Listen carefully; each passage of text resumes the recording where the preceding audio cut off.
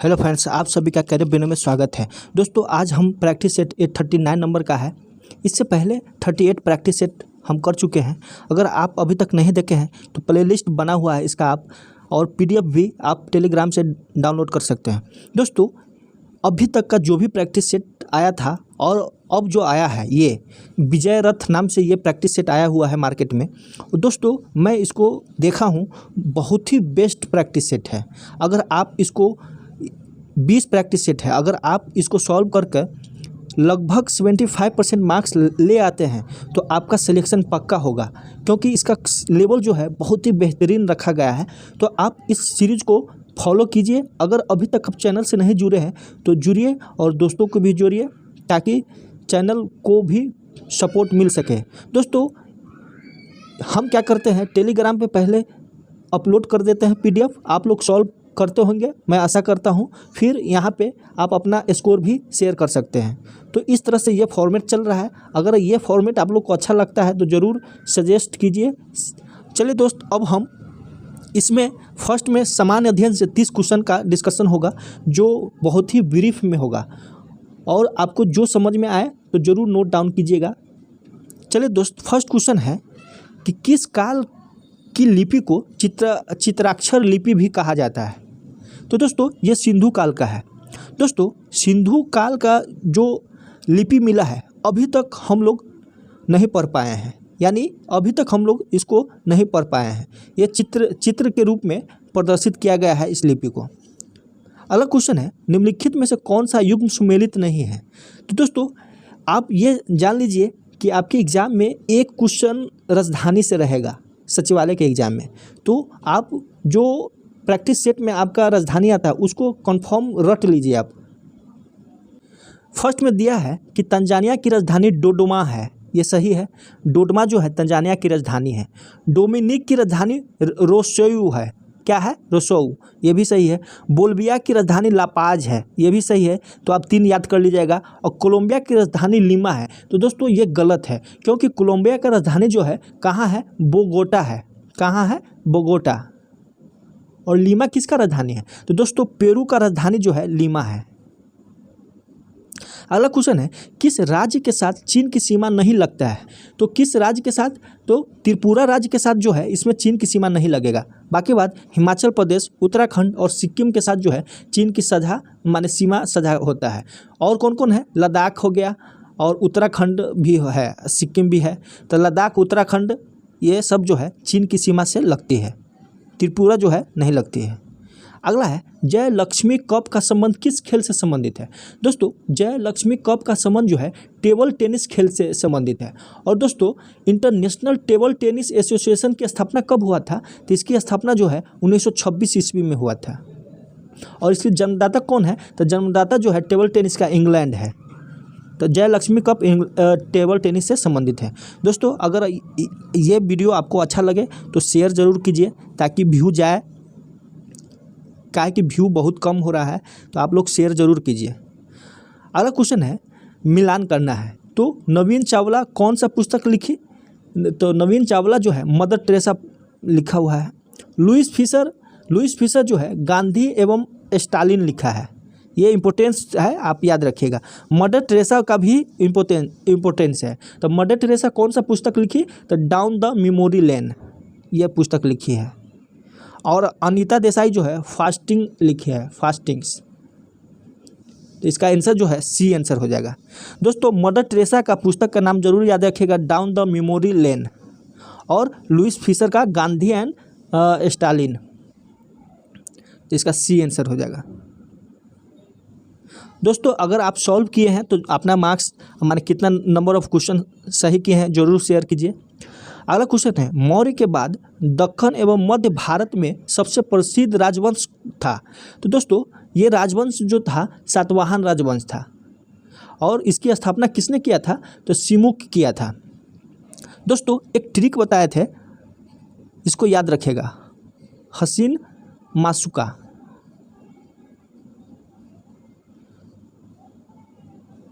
तो दोस्तों, कण्व वंश के बाद जो है सातवाहन वंश आया था। तो सिमुक जो है सुशर्मा की हत्या करके सातवाहन वंश की स्थापना किया था। तो इसको याद रखिएगा। और ये ईस्वी कब से है, तो इसकी स्थापना जो है 230 से लेकर 60 ईस्वी पूर्व के बीच माना जाता है। 230 BC से लेकर 60 BC तक का। इसमें जो महत्वपूर्ण शासक है पुलवामा, वशिष्ठी, गौतम बलसिरी, ये सब जो है इनका शासक थे। अगला क्वेश्चन है 1420 ईस्वी में विजयनगर साम्राज्य का भ्रमण करने वाला पर्यटक निकोलो कांटी था। तो ये कहाँ से थे, तो ये इटली के निवासी थे। दोस्तों इसमें 4-5 क्वेश्चन है, अगर आप चाहेंगे तो एक जगह लिख लीजिए ताकि आपको सदा के लिए याद हो जाए। दोस्तों सबसे पहले विजयनगर साम्राज्य में 3 वंश था, संगम वंश, शालू वंश और तुलभ वंश। तो संगम वंश के जो देवराय प्रथम था ना, उनके ही कार्यकाल में निकोलो कांटी इटली से आए हुए थे। तो किनके कार्यकाल में, तो देवराय प्रथम के कार्य में। तो देवराय प्रथम के कार्यकाल में निकोलो कांटी, माने प्रथम के कार्यकाल में निकोलो कांटी आए। अगर देवराय द्वितीय के काल में, तो द्वितीय के काल में जो है ये कौन आया था, अब्दुल रजाक आया था। कौन, अब्दुल रजाक। दोस्तों अब्दुल रजाक कौन था, तो ये फारस जो ईरान है अभी, वहाँ के शासक जो था शाहरुख, उसका नाम क्या था, शाहरुख, इसका राजदूत था अब्दुल रजाक। और एक और था, और कौन था, तो दोस्तों कृष्णदेव राय जो तुलुभ राजवंश के शासक था, उसके यहाँ जो है डोमिंगो पायस और बारबोसा आया था। डोमिंगो पायस और बारबोसा आया था। दोस्तों अच्युत देव राय के समय कौन आया था, तो अच्युत देव राय के समय जो है पुर्तगाली यात्री नुनीज आया था। दोस्तों एक और है कि देवराय द्वितीय का दरबारी कवि का नाम क्या था, तो देवराय द्वितीय का दरबारी कवि का नाम दिनदिना था। कौन था, दिनदिना। तो ये सारा क्वेश्चन है, किसके कार्यकाल में कौन आया है वो याद रखना है। देवराय प्रथम के कार्यकाल में निकोलो कांटी आया था, देवराय द्वितीय के काल में अब्दुल रजाक आया था फारस से, और कृष्णदेव राय के समय बारबोसा पायस डोमिंगो आया था। अच्युत देव राय के समय पुर्तगाली यात्री नुनीज आया था। तो एक क्वेश्चन और है, आप लोग पढ़े होंगे कि राक्षसी तांगरा का युद्ध, या इसका अन्य नाम है जैसे तालीकोटा का युद्ध भी बोलते हैं, बनी हट्टी का युद्ध बोलते हैं। तो इसका 3 नाम है, राक्षसी तांगरा का युद्ध, तालीकोटा का युद्ध और बनी हट्टी का युद्ध। तो ये कब हुआ था, तो ये 23 जनवरी 1565 ईस्वी में हुआ था।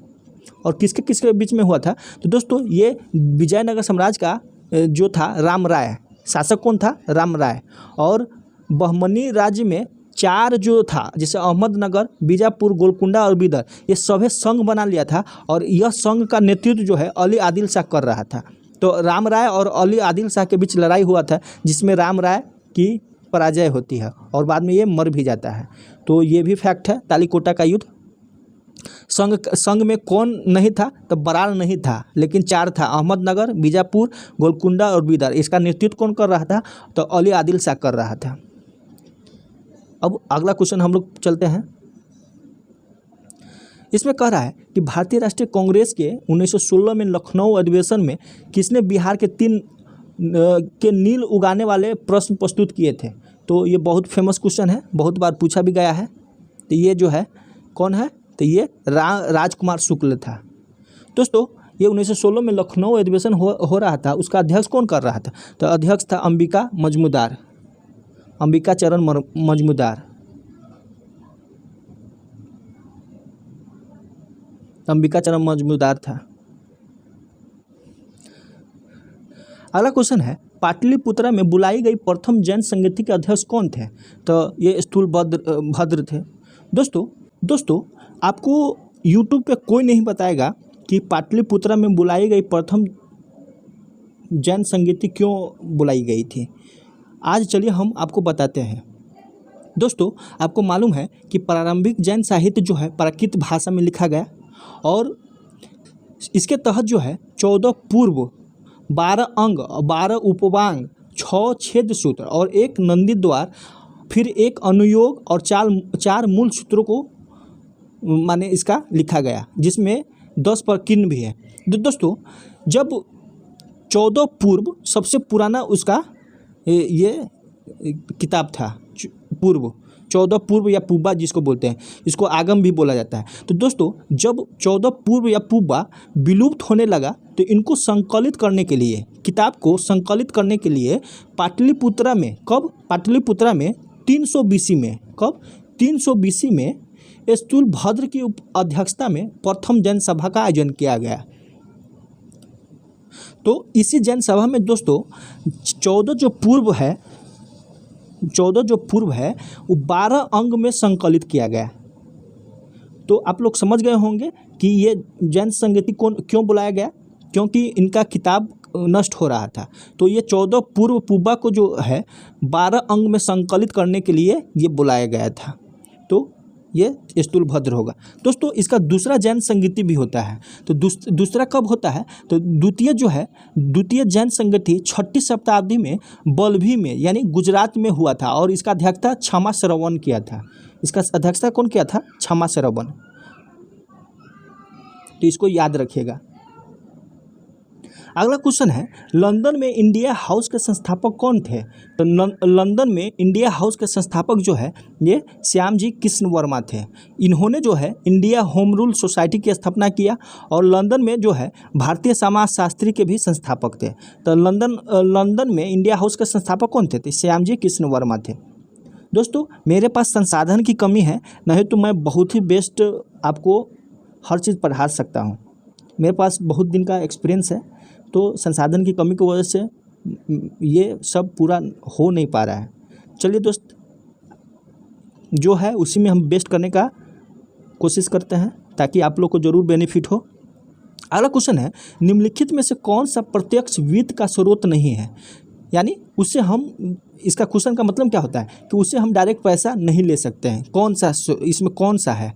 तो दोस्तों राष्ट्रीय कृषि एवं ग्रामीण विकास बैंक, जिसको शॉर्ट में नाबार्ड बोलते हैं, ये कहाँ स्थित है? मुंबई में स्थित है और भारत का एक ये शीर्ष बैंक है। इसे जो है कृषि ऋण से जुड़े क्षेत्रों में योजना और परिचालन के नीतिगत मामलों में भारत के ग्रामीण अंचल की अन्य गतिविधियों के लिए मान्यता दी गई है। तो ये ऋण नहीं देता है, ये गतिविधियों को देखता है और बैंक का, तो ये नाबार्ड हो जाएगा, जो प्रत्यक्ष वित्त का स्रोत नहीं है। अगला क्वेश्चन है, ईपीसीजी का पूर्ण रूप क्या है? तो दोस्तों ईपीसीजी का पूर्ण रूप जो है एक्सपोर्ट प्रमोशन कैपिटल गुड्स हो जाएगा। Export promotion capital goods. दोस्तों यह क्या है? तो यह एक स्कीम है जिसको लाभ उसको मिलेगा जो निर्यातकों को आने वाले समय में अतिरिक्त निर्यात करने की बाध्यता से जो छूट दिया जाएगा उनके लिए है। अगला है, भारत में न्यूनतम समर्थन मूल्य का निर्धारण कौन करता है? तो भारत में न्यूनतम समर्थन मूल्य का निर्धारण जो है कृषि लागत और मूल्य आयोग करता है। दोस्तों न्यूनतम समर्थन मूल्य की घोषणा सरकार द्वारा कृषि लागत और मूल्य आयोग की संस्तुति पर वर्ष में 2 बार होता है, रबी फसल के लिए और खरीफ फसल के लिए। तो ये याद रखिएगा, रबी और खरीफ फसल के लिए ही जो है एमएसपी लागू होता है। अगला क्वेश्चन है, अंतर्राष्ट्रीय विकलांग दिवस कब मनाया जाता है? तो दोस्तों अंतर्राष्ट्रीय विकलांग दिवस जो है 3 दिसंबर को मनाया जाता है और ये कब से स्टार्ट हुआ है? तो 1992 से स्टार्ट हुआ है और संयुक्त राष्ट्र द्वारा ये मनाया जाता है। मैंने संयुक्त राष्ट्र समर्थन किया है इसको 1992 में। अगला है, निम्नलिखित कथनों में से कौन सा एक सही नहीं है? सही नहीं है वो बताना है।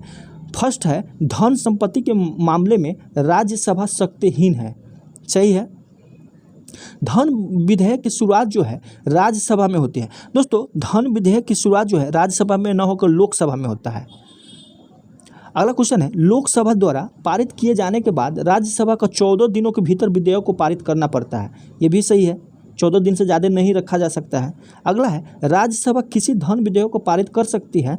राज्यसभा किसी धन विधेयक को पारित कर सकती है अथवा कतिपय सिफारिशों के साथ उसे लोकसभा को लौटा सकती है। ये भी सही है, क्या कि जब लोकसभा में धन विधेयक आता है और वहाँ से पास होकर जब राज्यसभा में जाता है तो उसको पारित करना ही पड़ेगा, यानी मैक्सिमम 14 दिन तक टाल सकता है, लेकिन ऐसा नहीं है कि नहीं पारित करेगा। दोस्तों राज्यसभा सुझाव दे सकता है, मानना न मानना ये लोकसभा पर डिपेंड करता है। अगला क्वेश्चन है, भारतीय संविधान का अमल कब हुआ? तो दोस्तों भारतीय संविधान का अमल कब हुआ? तो दोस्तों ये 26 जनवरी 1950 ईस्वी को हुआ। आप लोग जानते ही होंगे कि संविधान सभा की अंतिम बैठक 24 जनवरी 1950 को हुई थी। कब? 24 जनवरी 1950 को। और उसी दिन संविधान सभा द्वारा डॉक्टर राजेंद्र प्रसाद को भारत का प्रथम राष्ट्रपति चुना गया। और संविधान सभा जो है 26 जनवरी 1950 से 1951-52 में हुए आम चुनावों के बाद बनने वाली नई संसद के निर्माण तक भारत की अंतरिम संसद के रूप में काम किया। तो इसका आंसर 26 जनवरी 1950 को होगा। लेकिन दोस्तों पूर्ण रूप से 26 जनवरी 1950 को हुआ, लेकिन 1949 में कुछ जो है आर्टिकल लागू किया गया था। ये टोटल आर्टिकल कितना है आप लोग कमेंट कीजिए, टोटल आर्टिकल कितना है आप लोग कमेंट कीजिए। अगला क्वेश्चन है, किस सदन में अध्यक्षता करने वाला अधिकारी उस सदन का सदस्य नहीं होता है? तो कौन सदन है? तो ये राज्यसभा है, क्योंकि इसका जो सभापति होता है, पदेन सभापति, वो उपराष्ट्रपति होता है, जो इसका सदस्य नहीं होता है। अगला है, भारतीय संविधान के किस अनुच्छेद के अंतर्गत लोकसभा में अनुसूचित जातियों के आरक्षण का प्रावधान किया गया है? तो अनुसूचित जातियों का प्रावधान जो है किस आर्टिकल के थ्रू किया गया है? तो अनुच्छेद 330 के तहत। दोस्तों वही जो 332 आर्टिकल है, राज्यों के विधानसभा में अनुसूचित जातियों और अनुसूचित जनजातियों के लिए आरक्षण का प्रावधान है, ये विधानसभा में है। दोस्तों 31-33 जो है एंग्लो इंडियन से है, जो 104वां संविधान संशोधन द्वारा ख़त्म कर दिया गया है। अब जो है एंग्लो इंडियन का ये पद ख़त्म कर दिया गया है 31 और 33 को। अगला क्वेश्चन है, सर्वोच्च न्यायालय का न्यायाधीश अपने पद से त्यागपत्र किसको लिखकर देता है? तो राष्ट्रपति को देता है, और किस आर्टिकल में है? 124 में। राज्य लोक सेवा आयोग का अध्यक्ष किसके द्वारा नियुक्त किया जाता है? तो राज्य लोक सेवा आयोग का अध्यक्ष जो है ये राज्यपाल के द्वारा किया जाता है। दोस्तों ये अधिकार तो है नियुक्ति का, लेकिन हटाने का अधिकार जो है राज्यपाल को नहीं है।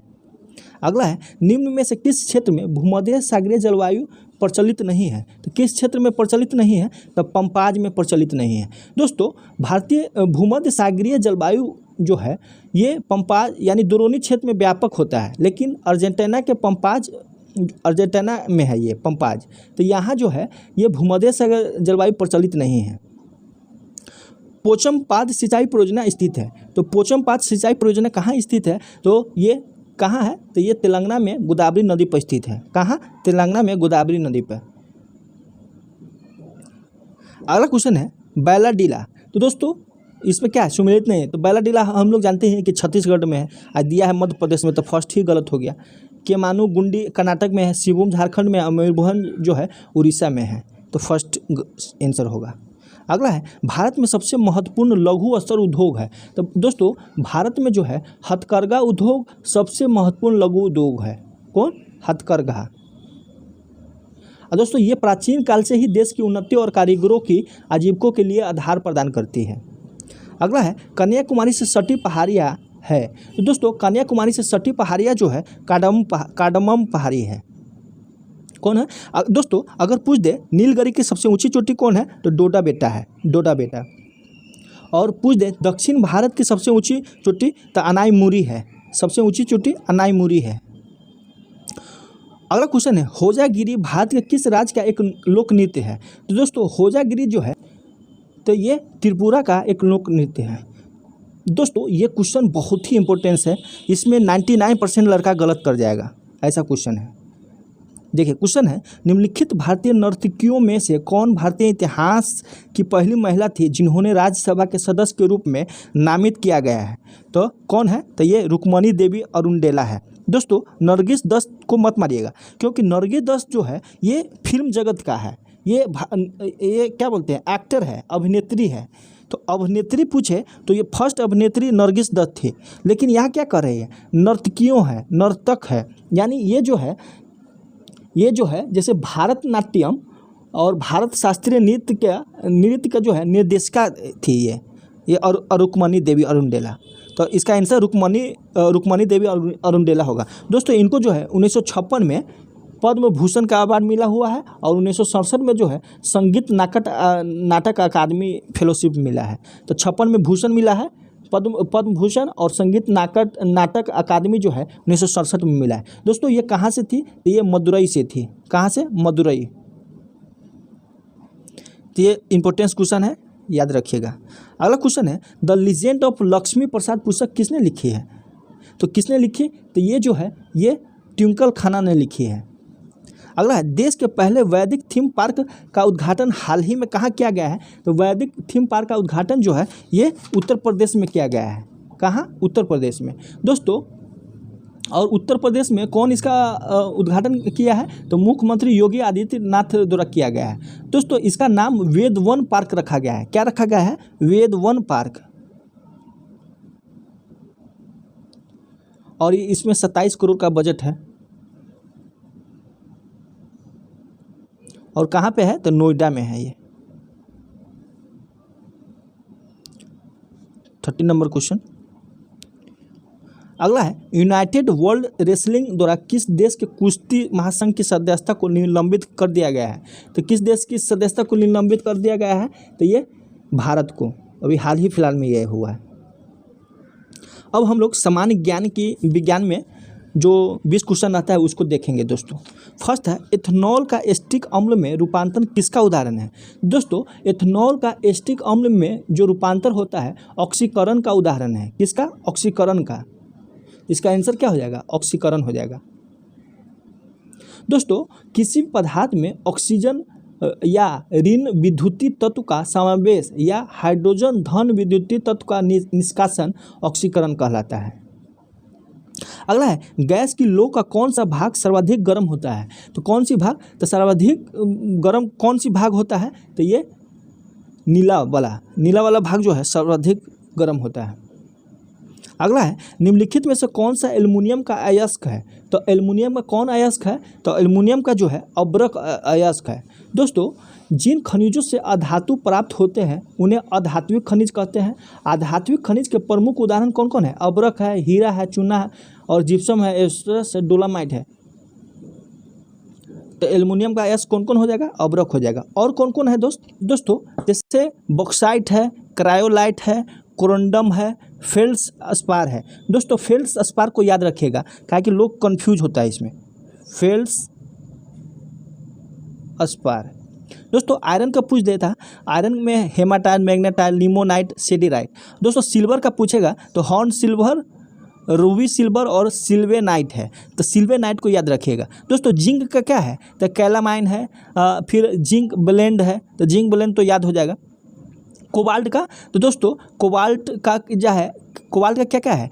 स्मेलाइट है, इरीथ्राइट है, इथराइट। मैग्नीशियम का तो डोलामाइट, कार्नालाइट मैग्नीशियम का है। कॉपर का क्या है? तो क्यूपराइट है, कॉपर पाइराइट्स है, मालाचाइट है। तो ये सब जो है कॉपर का है।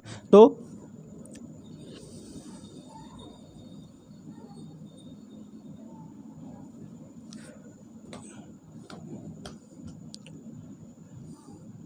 दोस्तों यहाँ पे बॉक्साइट भी हो जाएगा क्योंकि बॉक्साइट भी जो है एल्युमिनियम का अयस्क होता है, अब्रक भी होता है। तो दोनों आंसर होगा दोस्तों यहाँ पे।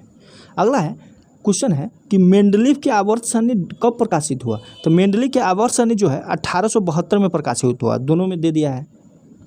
दोस्तों मेंडलीव की जो आवर्त सारणी थी ये तत्व के परमाणु भार के आधार था। ये परमाणु भार के अनुसार जो है ये सजाया हुआ था आवर्त सारणी को। अगला है, यदि किसी लवण का पीएच मान 0 है तो वह कौन सा लवण होता है? तो दोस्तों यह कौन सा लवण होता है? तो ये सशक्त एसिड और कमज़ोर बेस होता है। हम लोग जानते हैं कि पीएच मान 7 से जिसका कम होगा वो एसिड होगा और पीएच मान जिसका 7 से अधिक होगा वो बेस होगा। और जितना कम होगा उतना स्ट्रॉन्ग एसिड होगा। यानी 0 से लेकर 7 तक यानी 1, 0, 2 ये सब स्ट्रॉन्ग एसिड है। 7 जो है तो वीक एसिड हो जाएगा, 7 से कम। अगला है, निम्नलिखित में से कौन सा तत्व एक कार्बन परमाणु के साथ दोहरा बंधन और एकल बंधन दोनों बना सकता है? तो कौन सा है? तो ये O है। दोस्तों दोहरा बंधन कब बनाता है? जब दो परमाणु दो सहसंयोजक बंधन बनाने के लिए 2 इलेक्ट्रॉन युग्मों को साझा करते हैं। अगला क्वेश्चन है, पानी की कमी के कारण कोशिका के संकुचित होकर कोशिका भित्ति से अलग होने की प्रक्रिया को क्या कहा जाता है?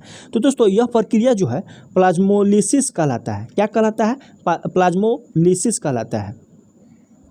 अगला है, निम्न में कौन सा अस्थायी ऊतक का एक उदाहरण है? तो अस्थायी ऊतक का कौन सा उदाहरण है? तो जाइलम है। दोस्तों अस्थायी ऊतक कोशिकाएं जो है प्राय अधिक विभक्त नहीं होती है, उसी को अस्थायी बोला जाता है। अस्थायी ऊतक जिनसे जो है कोशिका की रचना होती है तथा उनके कार्य एक समान होते हैं उन्हें जो है सरल ऊतक कहते हैं। अस्थायी ऊतक जिनमें विभिन्न प्रकार की कोशिका होती है और जिनका कार्य जटिल होता है उसको जो है जाइलम उसको क्या कहते हैं? जटिल कोशिका। और जटिल कोशिका में जाइलम एक अस्थायी जटिल ऊतक है, जाइलम। अगला है अमीबा में भोजन का ग्रहण डैश द्वारा होता है। तो अमीबा में भोजन का ग्रहण जो है शरीर की पूरी त्वचा द्वारा होता है। किसके द्वारा? शरीर की पूरी त्वचा द्वारा होता है। अगला क्वेश्चन है हमारा पेट निम्नलिखित में से किस अम्ल का उत्पादन करता है जो पाचन क्रिया में सहायक होता है? तो ये क्या करता है? हाइड्रोक्लोरिक अम्ल।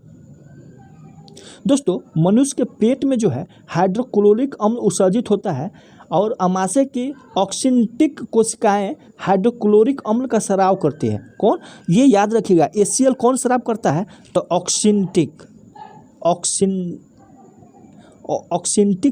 जो कोशिका होता है वो HCl को स्राव करता है पेट के अंदर, जो टाइलिन की क्रिया को रोकता है और यह जो है भोजन को अम्लीय बनाता है। मस्तिष्क का दोस्तों किस रस को जो है पूर्ण पाचन रस बोला गया है? तो जो अग्नाशय रस होता है उसको पूर्ण पाचन रस बोला जाता है। अगला है मस्तिष्क का कौन सा हिस्सा सांस लेने के लिए नियंत्रित करता है? तो कौन सा हिस्सा सांस लेने में नियंत्रित करता है? तो ये मज्जा है। तो मज्जा को ही जो है मेडुला कहा जाता है, मेडुला। तो दोस्तों इसका आंसर मेडुला होगा। दोस्तों ये क्या क्या चीज़ को नियंत्रण करता है ये आप एक बार सुन लीजिएगा। मेडुला दोस्तों, मेडुला जो है हृदय स्पंदन की दर और प्रबलता, रुधिर वाहिनियों का व्यास, सांस लेने की दर, भोजन निगलना, खांसना, छींकना, हिचकी, जीभ की गति आदि जो है ये सभी को नियमन करता है, यानी नियंत्रण करता है। अगला क्वेश्चन है इनमें से कौन सा पुष्प के नर जनन अंग का घटक नहीं है? तो कौन सा पुष्प का अंग है जो जनन अंग का घटक नहीं है? तो ये वर्तिका है। दोस्तों वर्तिका पुष्प के नर जनन अंग का एक घटक जो है नहीं है, ये मादा जनन अंग का घटक है वर्तिका। अगला क्वेश्चन है इनमें से किस भोजन को बॉडी बिल्डिंग भोजन कहा जाता है? तो बॉडी बिल्डिंग भोजन जो है प्रोटीन से भरपूर भोजन को कहा जाता है, जैसे कि मटर। अगला है निम्नलिखित में से कौन सा विकल्प सुमेलित नहीं है? कौन सा विकल्प सुमेलित नहीं है? तो मलेरिया जो है, मलेरिया किससे होता है? तो प्रोटोजोआ से होता है। कौन? प्रोटोजोआ से, प्लाज्मोडियम से होता है, तो ये सही है। अगला है खासरा जीवाणु से होता है। दोस्तों खासरा जो है वायरस से होता है, यही गलत हो गया। खासरा किससे होता है? वायरस से। टिटनस जीवाणु से होता है और टाइफाइड भी जीवाणु से होता है, तो खासरा इसमें आंसर हो जाएगा। अगला है किसी परिनालिका के भीतर चुंबकीय क्षेत्र होता है, तो कौन होता है? ये सभी जगह समान होता है। दोस्तों चुंबकीय क्षेत्र सभी जगह समान होता है। परिनालिका के अंदर जो है चुंबकीय क्षेत्र रेखाएं समानांतर सरल रेखा की भांति होती है। अगला है विद्युत धारा को मापने के लिए किस उपकरण का उपयोग किया जाता है? तो ये तो इजी है, कौन? एमीटर का। अगला है एक लेंस के डैश से होकर गुजरने वाली प्रकाश की किरण बिना किसी विचलन के निकल जाएगी, तो ये प्रकाशिक केंद्र से होकर। अगला है किसी विस्फोट के कारण समुद्र के तल पर बनने वाली लहरें डैश होती है, तो क्या होती है? तो ये अनुदैर्घ्य होती है, लॉन्गिट्यूडिनल वेव होता है। अगला क्वेश्चन है रोलर कोस्टर की सवारी में कौन सा बल कार्य करता है? तो कौन सा बल कार्य करता है? तो अभिकेंद्रीय बल। अभिकेंद्रीय बल क्या होता है? एक अपकेंद्रीय बल होता है, एक अभिकेंद्रीय यानी केंद्र की तरफ लगता है, अपकेंद्रीय केंद्र से बाहर। टैकोमीटर का प्रयोग मापा जाता है। तो दोस्तों टैकोमीटर से जो है चक्कर प्रति मिनट मापा जाता है। टैकोमीटर जो है ये जैसे जनरेटर का स्पीड मापा जाता है टैकोमीटर से। अब जो है हम लोग गणित की तरफ चलेंगे। दोस्तों गणित और रीजनिंग का एक अलग सेपरेट वीडियो आज ही आएगा, तो हम गणित और रीजनिंग जो है एक क्लास में देखेंगे और बहुत ही अच्छा ट्रिक बताएंगे गणित और रीजनिंग का। तो हम लोग डायरेक्ट जो है अब हम लोग कंप्यूटर का 20 क्वेश्चन देखेंगे। कह रहा है कि यदि मेमोरी चिप वोलेटाइल हो तो इसमें ऑप्शन पढ़िए और इसका आंसर क्या है। दोस्तों अगर वोलेटाइल होता है तो इसके कंटेंट खत्म हो जाएंगे यदि करंट टर्न ऑफ कर दिया जाए तो, यानी जब हम इसको स्विच ऑफ कर देंगे तो इनका कंटेंट खत्म हो जाएगा, वही वोलेटाइल मेमोरी होता है, तो बी आंसर हो जाएगा।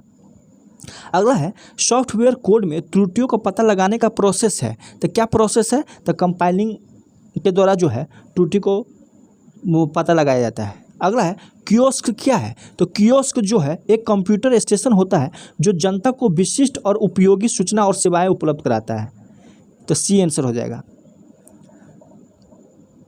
अगला क्वेश्चन है CD रोम और CD-RW में क्या फ़र्क है। तो क्या फ़र्क है, ये जो है CD-RW को लिखा जा सकता है राइट, और किंतु CD रोम को केवल पढ़ा जा सकता है।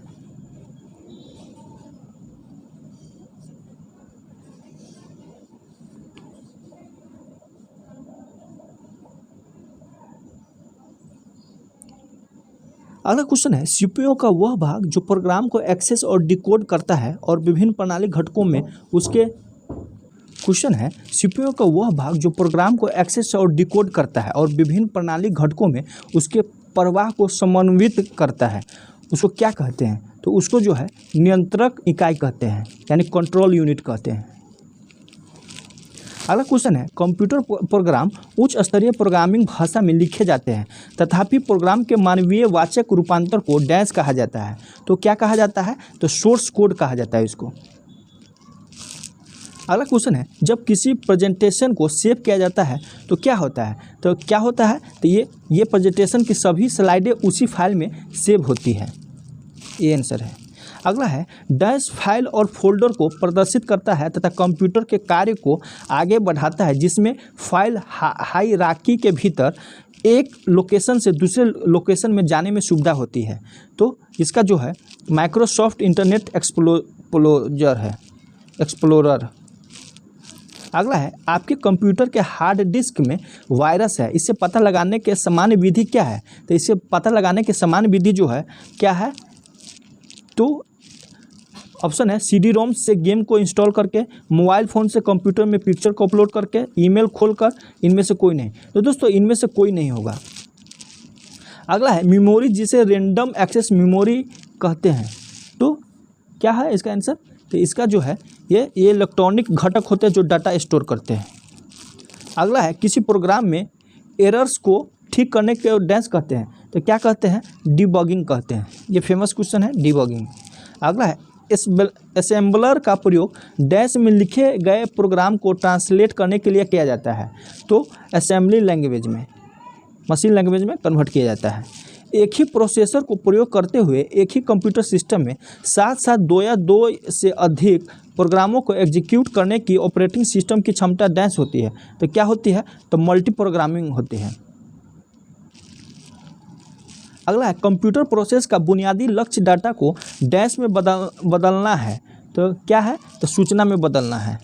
अगला है डॉक्यूमेंट की हार्ड कॉपी है। तो डॉक्यूमेंट की हार्ड कॉपी क्या है, तो प्रिंटर पर प्रिंट होती है।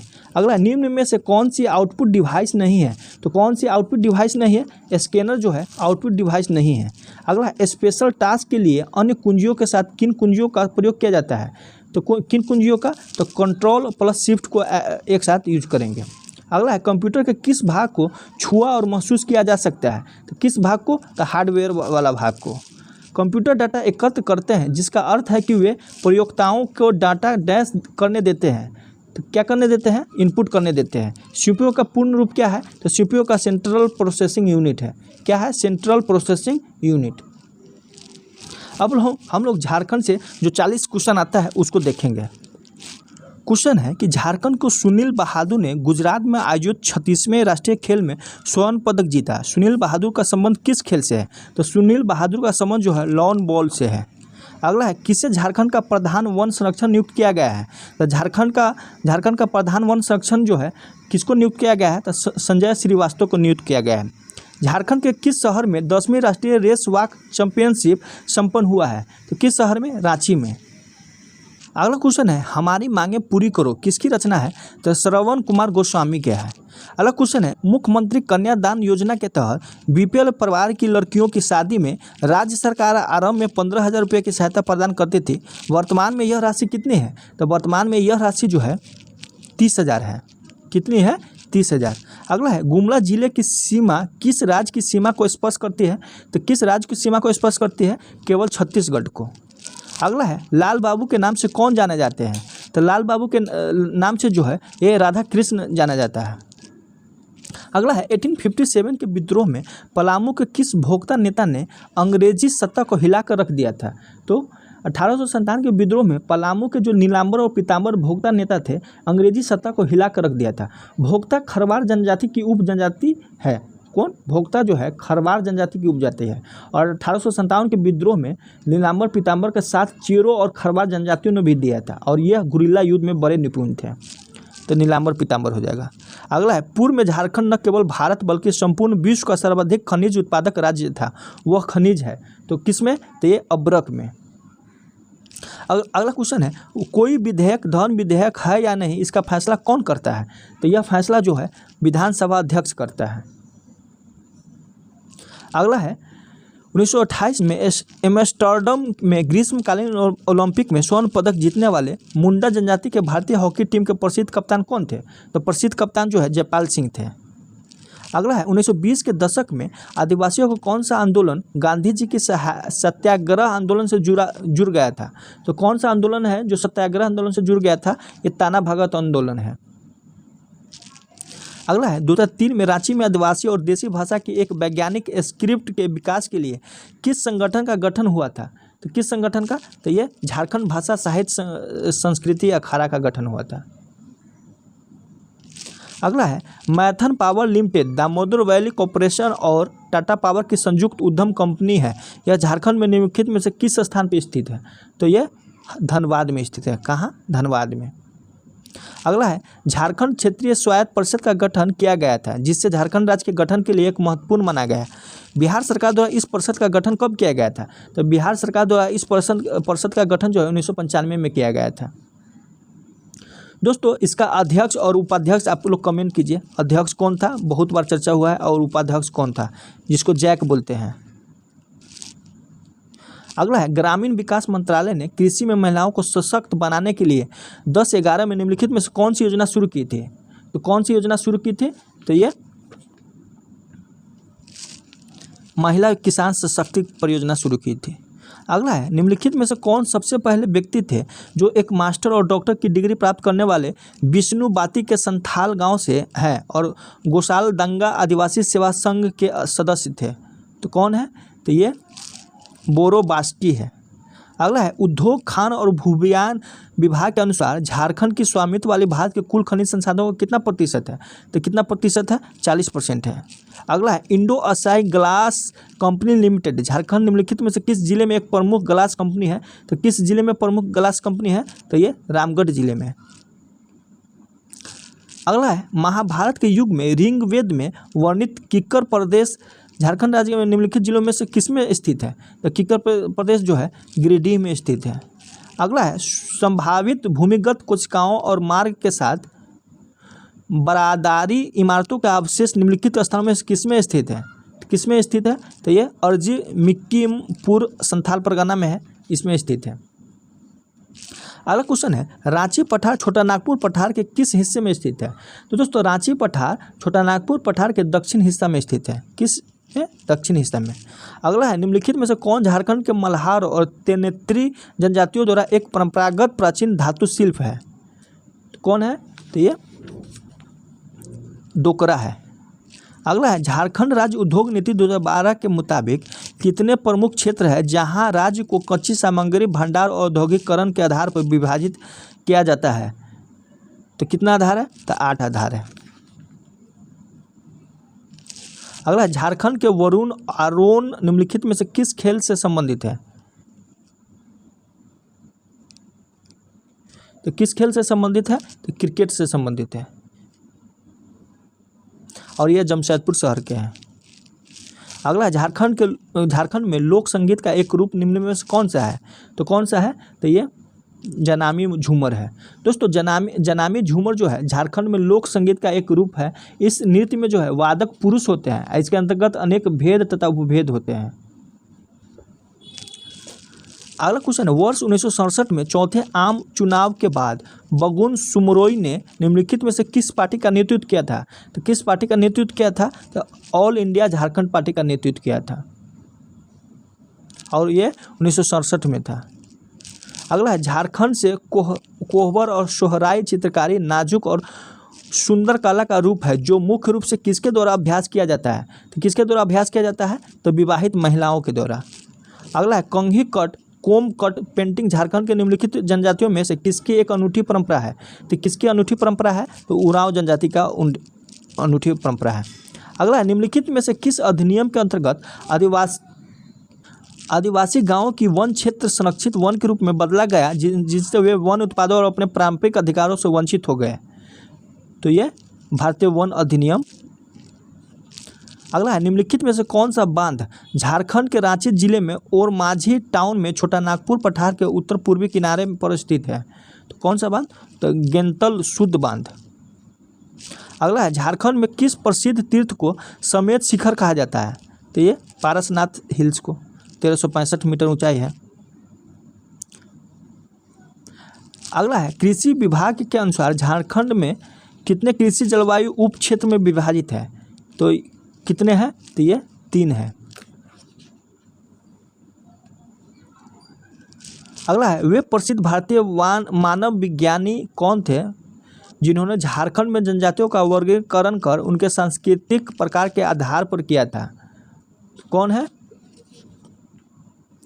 यह है ललिता प्रसाद विद्यार्थी। अगला है, झारखंड में बिरसा मुंडा के ग्रेट ट्यूमल्ट को इनमें से कौन से नाम से जाना जाता है? किस नाम से जाना जाता है? तो ये धरती आबा के उल्गुलान के नाम से जाना जाता है। अगला है, सितंबर 2017 तक निम्न में से किसने 3 बार झारखंड के मुख्यमंत्री का पद संभाला था? तो ये शिबू सोरेन और अर्जुन मुंडा। फरवरी 2017 में ग्लोबल इन्वेस्टर समिट में कोयला और खान मंत्री ने दावा किया कि केंद्र झारखंड में 30 खानों की नीलामी करेगा। कौन यह संदर्भित किया जा रहा है? तो ये पीयूष गोयल। झारखंड का Nilanchal iron and power limited कहाँ स्थित है? तो कहाँ स्थित है? तो ये जमशेदपुर के निकट कांड्रा में स्थित है। अगला है, संथाल परंपरागत धर्म पर खेरवाल बंसो ढोरम पुथी नामक प्रसिद्ध पुस्तक किसने लिखी थी? तो ये माझी रामदास टुड्डू ने लिखा। निम्नलिखित में से कौन सा खनिज झारखंड के पलामू, गढ़वा और लातेहार जिले में पाया जाता है जो कैल्शियम, मैग्नीशियम और कार्बोनेट से बना एक कार्बोनेट खनिज है और यह एक सामान्य अवसादी चट्टान है? तो कौन है? तो ये डोलामाइट है। दोस्तों, इसमें जो विकल्प दिया गया है, डोलामाइट नामक खनिज झारखंड के पलामू, गढ़वा और लातेहार जिला में पाया जाता है जो कैल्शियम, मैग्नीशियम, कार्बोनेट से बना एक कार्बोनेट खनिज है और एक समान अवसादी चट्टान है। राज्य में इसका अनुमानित भंडार जो है कितना है? 47.2 लाख टन है। इसका प्रयोग कागज उद्योग, लौह इस्पात, सीमेंट उद्योग और शीशा उद्योग में किया जाता है। चलिए दोस्त, इतना ही। अगर आप लोग कमेंट कीजिएगा तो मैथ रीजनिंग का सोल्यूशन बताएंगे। दोस्तों, अच्छा लगता है तो शेयर लाइक कीजिए।